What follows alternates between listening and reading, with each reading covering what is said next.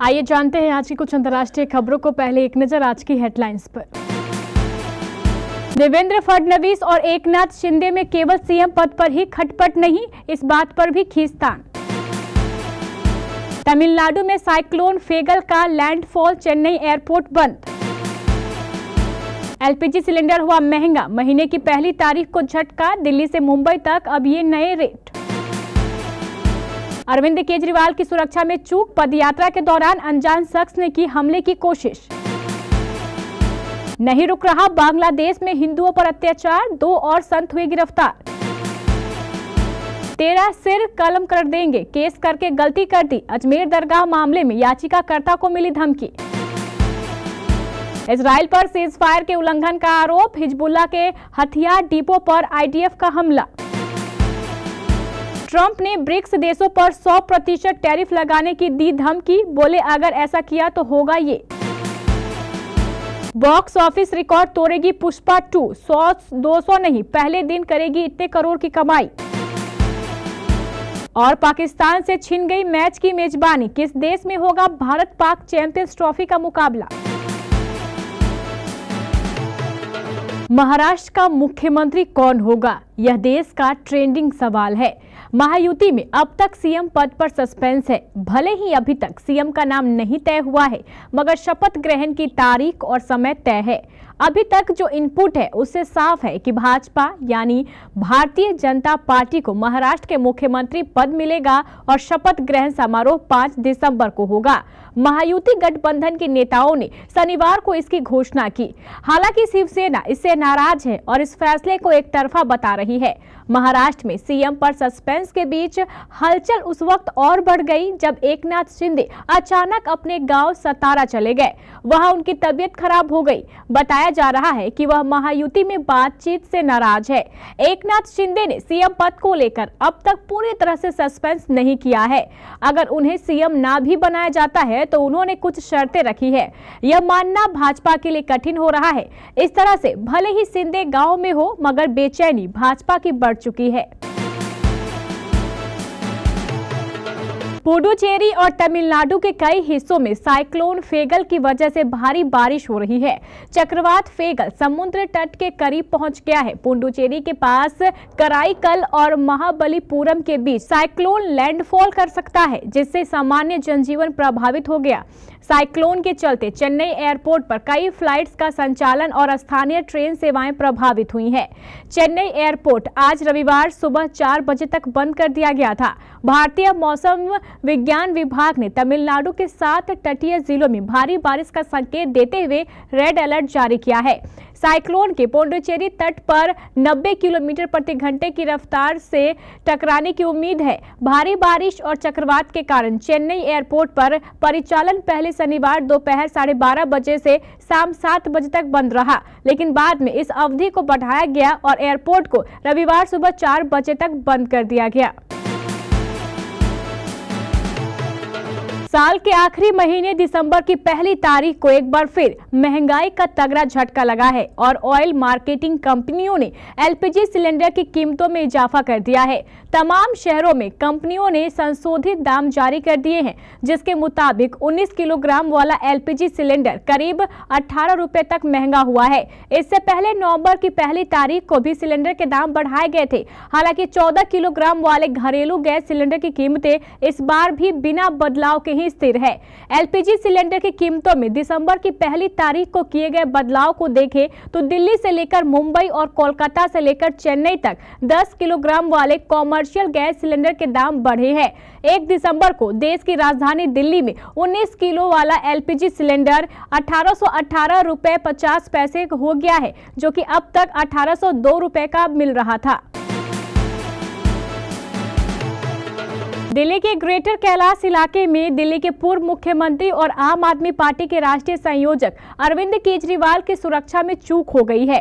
पदयात्रा के दौरान उन पर एक शख्स ने तरल पदार्थ फेंकने की कोशिश की। बाद में उस व्यक्ति को उनके सुरक्षा कर्मचारियों ने पकड़ लिया। वहीं अरविंद केजरीवाल पर हुए हमले पर आप नेता सौरभ भारद्वाज ने कहा, अरविंद केजरीवाल पर जिस तरह से यह हमला हुआ है यह बहुत निंदनीय है। इससे पहले भी जहां केजरीवाल जी पर हमला हुआ था उसमें बीजेपी के लोग थे। लगातार केजरीवाल जी पर हमला हो रहा है। दिल्ली सरकार में मंत्री सौरभ भारद्वाज ने यह भी कहा है कि दिल्ली में आज कोई सुरक्षित नहीं है। बीजेपी के नेता यात्रा करते हैं और सभा करते हैं, कभी उन पर हमला नहीं होता। केजरीवाल जी पर ही क्यों हमला होता है? दिल्ली की कानून व्यवस्था पूरी तरह चौपट हो गई है। अंतर्राष्ट्रीय कृष्ण भावनामृत संघ कोलकाता के प्रवक्ता राधा रमन दास ने शनिवार को दावा किया है कि बांग्लादेश में 2 और हिंदू ब्रह्मचारियों को गिरफ्तार किया गया है। राधा रमन ने एक निजी चैनल से बातचीत में कहा, मुझे जानकारी मिली है कि बांग्लादेश में पुलिस ने इस्कॉन के 2 और ब्रह्मचारियों को गिरफ्तार किया है। राधा रमन ने शुक्रवार रात को सोशल मीडिया पोस्ट में कहा, इस बीच बुरी खबर आई है। चिन्मय प्रभु के लिए प्रसाद लेकर गए 2 ब्रह्मचारियों को मंदिर लौटते समय गिरफ्तार कर लिया गया और चिन्मय प्रभु के सचिव भी लापता है। कृपया उनके लिए प्रार्थना करें। अजमेर में ख्वाजा मोइनुद्दीन चिश्ती की दरगाह में संकट मोचन महादेव मंदिर विवाह मामले में याचिकाकर्ता और हिंदी सेना के अध्यक्ष विष्णु गुप्त को जान से मारने की धमकी वाले फोन कॉल आए हैं। विष्णु गुप्त को सिर कलम करने की धमकी दी गई है। उन्होंने इसकी शिकायत पुलिस में दर्ज कराई है। विष्णु गुप्त के मुताबिक धमकी देने वाला एक कॉल कनाडा से आया है और दूसरा कॉल भारत से आया है। धमकी देने वाला बोल रहा था कि तेरा सिर कलम कर दिया जाएगा, गर्दन काट दी जाएगी। तूने अजमेर दरगाह का केस फाइल करके बहुत बड़ी गलती कर दी है। उन्होंने धमकी देने वाले की शिकायत नई दिल्ली जिले के थाना बाराखंडा रोड में दर्ज कराई है। विष्णु गुप्ता ने शिकायत दर्ज कराने के बाद कहा है कि मैं कहना चाहता हूं कि हम ऐसी धमकियों से डरने वाले नहीं हैं। हम कानून के तहत काम कर रहे हैं। लेबनान में सीज फायर के बीच इजरायली सेना ने हिजबुल्लाह के रॉकेट लॉन्चर को हवाई हमले में उड़ा दिया। बुधवार से हिजबुल्लाह के साथ जारी युद्ध विराम के तीसरे दिन इजराइल ने यह हमला किया। इसके बाद जानकारी देते हुए इजरायली सेना ने संघर्ष विराम समझौते के उल्लंघन पर कड़ी कार्रवाई की चेतावनी दी है। लेबनान की सेना ने इजराइल पर कई बार समझौता तोड़ने का आरोप लगाया है। दक्षिणी लेबनान पर भी इजरायली हमले हुए और हिजबुल्लाह के हथियार डिपो को गुरुवार को ड्रोन से निशाना बनाया गया। उधर समझौते के तीसरे दिन हिजबुल्लाह प्रमुख नईम कासिम ने बयान जारी किया। उन्होंने समझौता लागू करने का भरोसा दिया। उन्होंने कहा, मैंने यह घोषणा करने का फैसला किया है कि एक आधिकारिक युद्ध में हम एक बड़ी जीत की ओर हैं, जो साल 2006 में मिली जीत से भी बड़ी है। डोनाल्ड ट्रंप ने अमेरिका चुनाव से पहले कहा था वो उस रास्ते पर चलते नजर आ रहे हैं। राइटर्स की रिपोर्ट के मुताबिक नवनिर्वाचित राष्ट्रपति डोनाल्ड ट्रंप ने शनिवार को ब्रिक्स देशों को धमकाया। ट्रंप ने धमकी दी है कि अगर ब्रिक्स देश अपनी कोई नई करेंसी लेकर आते हैं और अमेरिकी डॉलर से व्यापार नहीं करते हैं तो उन पर 100% टैरिफ लगाया जा सकता है।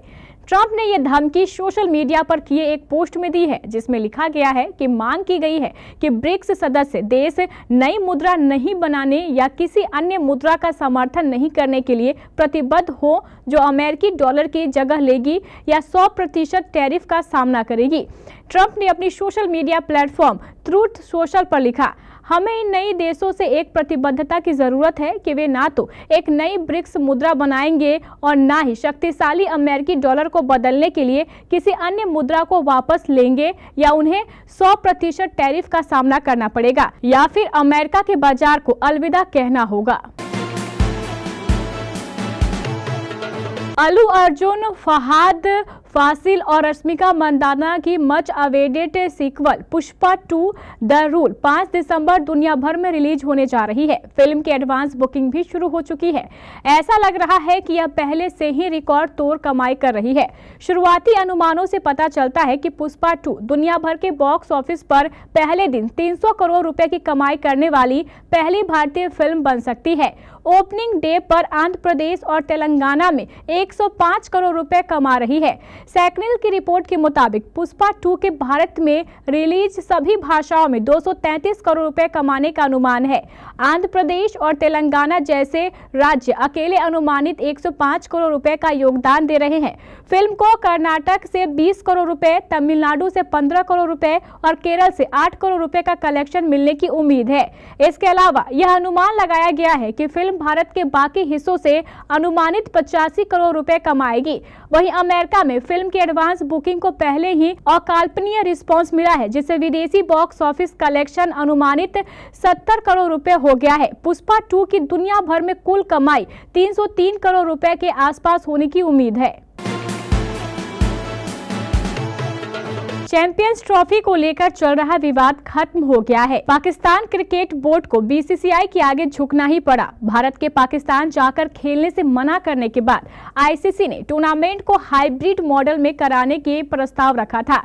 पीसीबी शुरुआत में अपनी जिद पर अड़ा था, लेकिन अब चैंपियंस ट्रॉफी की मेजबानी छीनने की बात आई तो उसे मजबूरन आईसीसी की बात माननी पड़ी। हाइब्रिड मॉडल का मतलब है कि भारतीय टीम अपने मुकाबले पाकिस्तान में नहीं बल्कि किसी और देश में खेलेगी। चैंपियंस ट्रॉफी 2025 का आयोजन 19 फरवरी से 9 मार्च के बीच होना है। पाकिस्तान को इसकी मेजबानी दी गई है, लेकिन हाइब्रिड मॉडल पर राजी होने के बाद उससे कुछ मुकाबलों की मेजबानी छीन जाएगी। पाकिस्तान को इस टूर्नामेंट की मेजबानी के लिए चुना गया है क्योंकि 1996 के वनडे वर्ल्ड कप के बाद यह पहली बार है जब पाकिस्तान किसी आईसीसी इवेंट की मेजबानी करेगा। 8 साल बाद चैंपियंस ट्रॉफी की वापसी हो रही है। ऐसे में आईसीसी नहीं चाहता है कि भारत इससे बाहर रहे।